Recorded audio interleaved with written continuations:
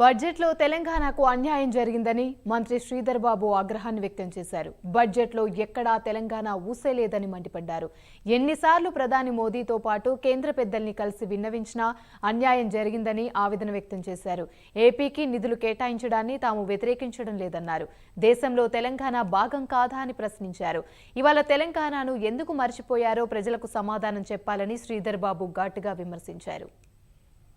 రాష్ట్ర ప్రభుత్వానికి సంబంధించి రాష్ట్ర ప్రజలకు సంబంధించిన ప్రయోజనాల విషయంలో వివిధ డిపార్ట్మెంట్లకు సంబంధించి ఈరోజు మా ప్రభుత్వం ఏర్పాటైన తర్వాత ఈ విధమైన ప్రపోజల్స్ కేంద్ర ప్రభుత్వ పరంగా రావాల్సిన నిధులు, రిలీజ్ కావాల్సిన నిధులు, కొత్తగా మీరు ఇవ్వాల్సిన పర్మిషన్లు, కేటాయింపులు, వివిధ డిపార్ట్మెంట్లకు సంబంధించిన అనేక అంశాల విషయంలో వివక్ష జరిగింది.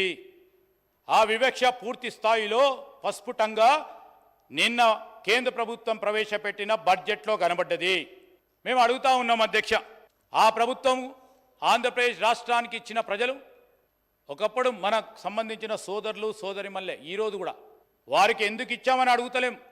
ఏపీ రీఆర్గనైజేషన్ యాక్ట్కు సంబంధించి వారికి ఏ విధంగా ఏ రేషియో ఏ నిష్పత్తిలో ఆ రీఆర్గనైజేషన్కి సంబంధించిన నిష్పత్తి విషయంలో వివిధ డిపార్ట్మెంట్లకు సంబంధించిన ఆ రీఆర్గనైజేషన్ యాక్ట్ ఆస్పెక్ట్స్ అన్నిటికీ సంబంధించి కూడా ఈరోజు మాకు రావాల్సిన మా హక్కు, ఈ తెలంగాణ రాష్ట్ర ప్రజల హక్కు మాకు రావాలని ఒక పరంగా డిమాండ్ చేస్తూ ఇంకా సమయం ఉంది.